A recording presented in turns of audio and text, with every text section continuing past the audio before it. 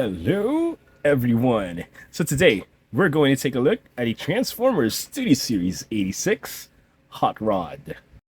So this is basically a reissue of the SS86 Hot Rod, but done in magenta colors, not red as it was originally done.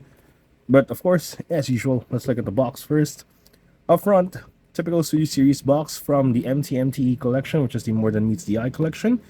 I think this is a Target exclusive, not sure, we don't have Target here. So up front, we have Hot Rod in his robot mode and his vehicle mode. And if I may say, that fish has to be huge if it's the same size as his face. But anyway, on the side, it's just a bigger photo of it.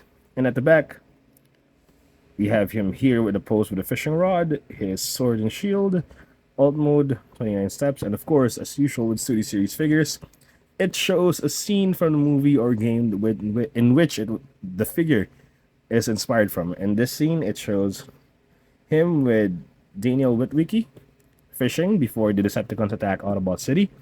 And of course, a small description right here. Unaware of the impending Decepticon threat, Autobot Hot Rod spends time fishing with Daniel near Autobot City. So that is it for the box. Really cool box. And so here is the figure himself. As you can see here, is in magenta colors. Everything is basically the same as the original one. Detailings are the same. Transformation is also the same. Except for the paint job, of course.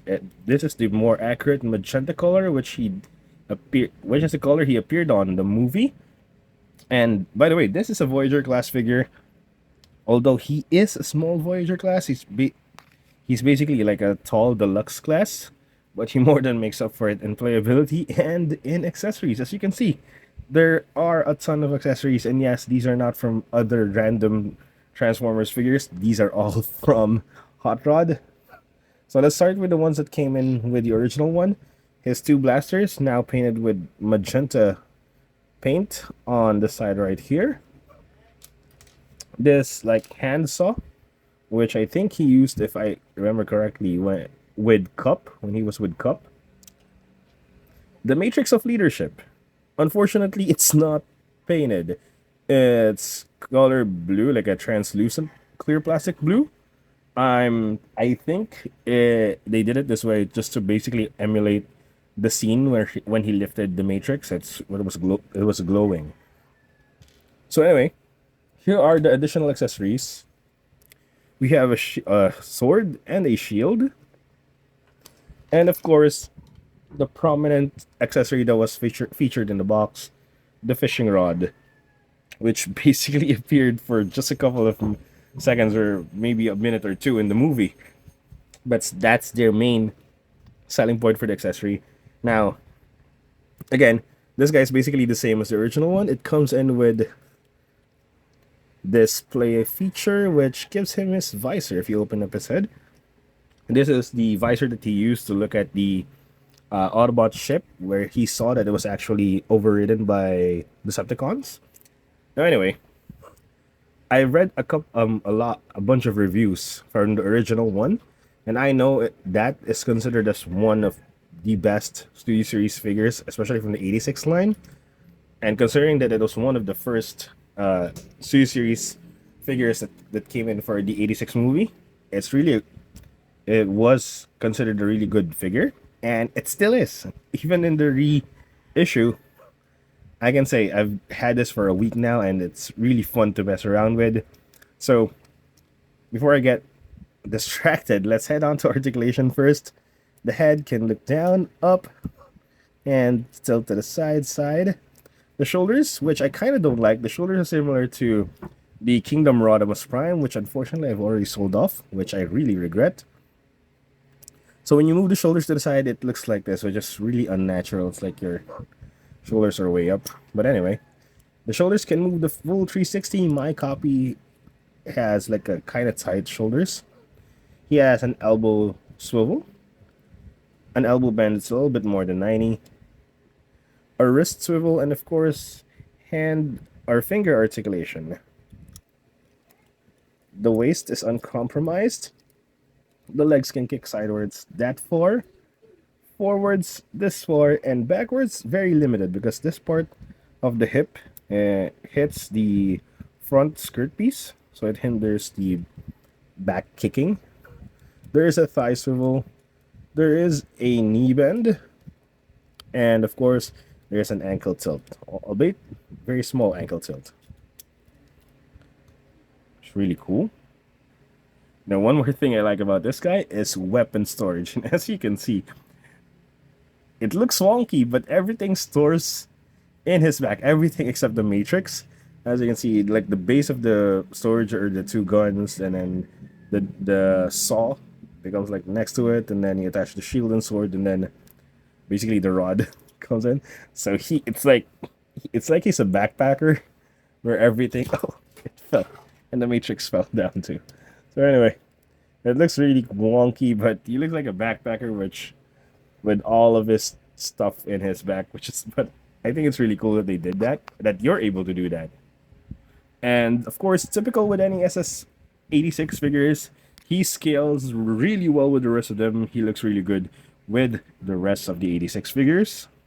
Then of course, finally the final size comparisons. I can't do size comparisons without comparing him to the two Decepticon leaders. First off is Megatron, which people unfairly blamed Hot Rod for the death of Optimus Prime way back before. And then, of course, his final opponent in the movie, Galvatron. And as you can see, the size discrepancy is really awesome. And I really wished I didn't sell my Rodimus Prime figure so that I could have shown you how he would have looked like fighting Galvatron. But anyway, that is the size comparison with the two Decepticon leaders. So here we have Hot Rod in his alt mode.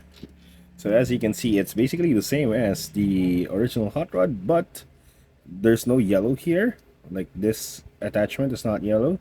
And as you can see his head or his face right there.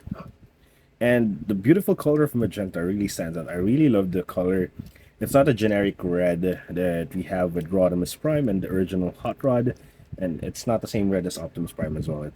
It's a different brightness in my opinion. And transformation for this guy is well involved and really fun to do, to be honest. Once you get the hang of it, it's really fun to transform this guy back and forth. And of course, I'll show you guys the transformation video on my next post or in my next video. So these are just some of the issues. It kind of loosens on this part. Like on the arms, you just gotta squeeze it a little bit tighter every time just to make sure everything stays put. But anyway, here is a closer look at his alt mode. So again, similar with his robot mode, you can store most of his accessories, actually all of his accessories minus the Matrix of Leadership. You can store everything in his vehicle mode, and as you can see, it looks really wonky, but the blasters are up front with this chainsaw or saw, and we have the sword and shield right here up top, and even the fishing rod on the side. It looks really wonky, but at least, hey, they were able to store everything in vehicle mode. And here's some general size comparisons with some SS86 figures, some Autobots, I mean from SS86 line. He scales really well with them, except I guess Bumblebee. I think Bumblebee should be a little bit smaller, but with RC and Hound, I think should be a little bit smaller too. But with RC and Optimus Prime, he scales really well. Then of course, I can't do size comparisons without comparing him to the two main villains of the movie. One is Megatron. As you can see, Megatron is really big compared to him, but I want to focus more on Galvatron. And this is how big Galvatron is against the alt mode of Hot Rod. As you can see, it's really an unfair matchup, but Hot Rod proved he deserves the Matrix of Leadership by fighting Galvatron head on. So final thoughts on the Studio Series 86 Hot Rod. So this reissue is, in my opinion, definitely worth it. I've read a lot of good things about the original issue, and they've brought everything good there, and they brought it here as well. And I think they fixed some issues too. And this guy definitely is one of the best Studio Series 86 figures out there. And the fact that it comes with a bunch of accessories and play features makes this guy really really fun to mess around with. So in my opinion, it lives up to the hype. And also in my opinion, if you don't have the original issue of this, this is definitely a must buy for any collector out there for Transformers. A really good figure in my opinion. So that's it. I hope you guys enjoyed the video. Please like and subscribe if you do. Thank you for watching, and see you guys next time. Bye bye.